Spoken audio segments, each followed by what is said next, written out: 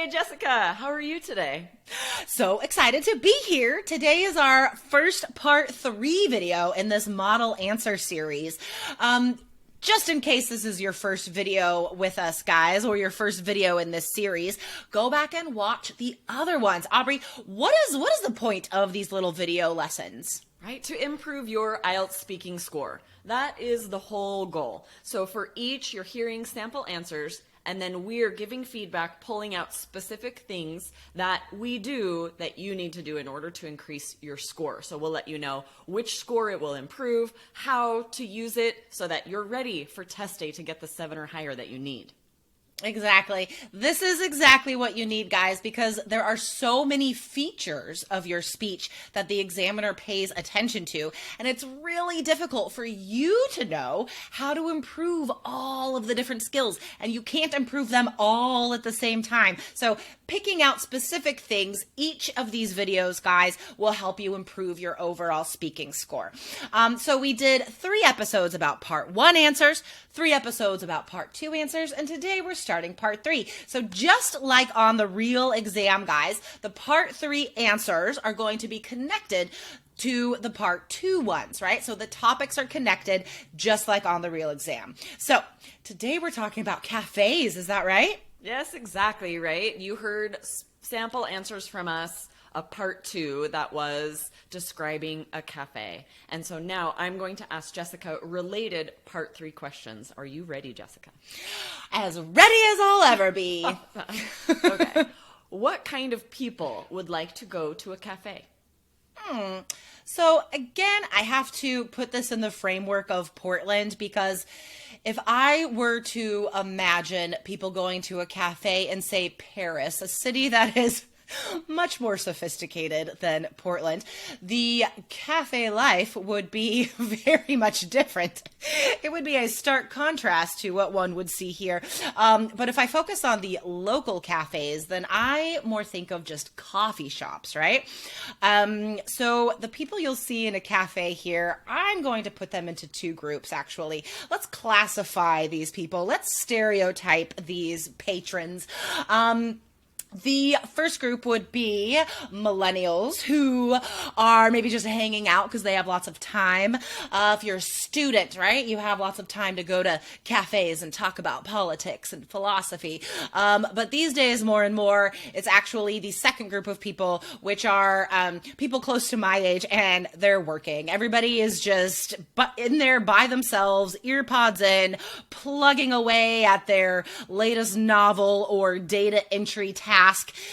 So that's usually who you see in coffee shops here. Do people in your country like to drink coffee? Oh, for sure.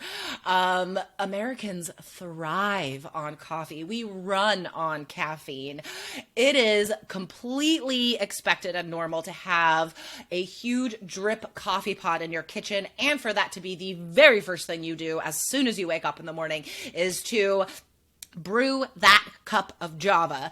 And I know our method of delivery for this coffee is a lot different than in Europe, for example, where it might be more normal to have smaller cups of much better coffee, honestly, like an espresso or café con leche, coffee with milk in Spain. But here it's just brown coffee, not even a lot of creamer or sweetener. Just give me that black coffee immediately. Why do young people like studying in a cafe instead of at home?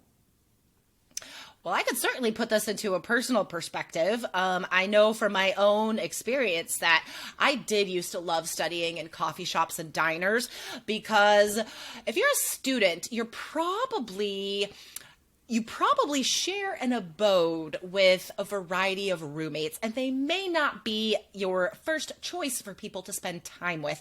It may just be a question of financial savings, that situation. So in order to control your environment and have alone time and peace and quiet, I would choose a cafe or a coffee shop. And then you could listen to your own music. Nobody's going to bother you. And usually they let you hang out at those tables for a very long time.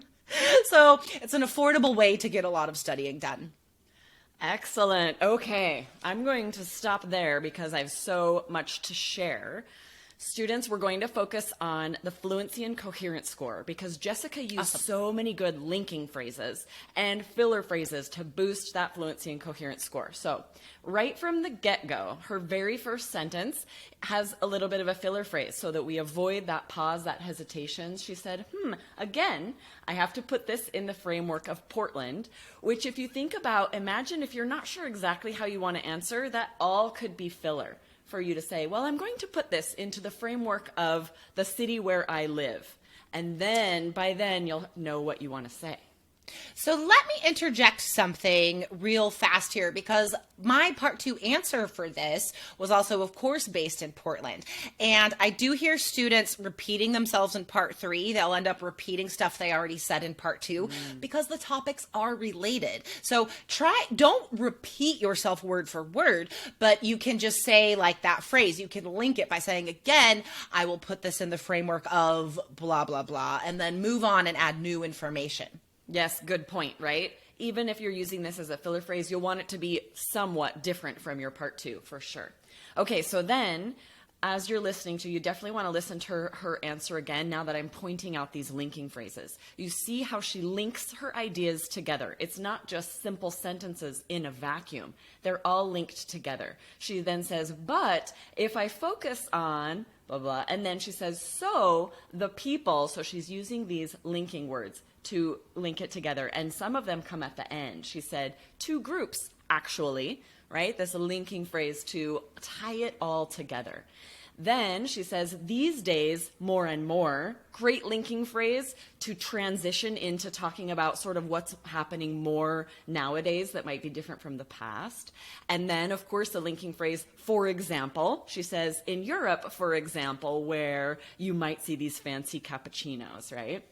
Then her next answer starting with, well, I could certainly put this into my own experience, right? Again, this is such a great filler phrase.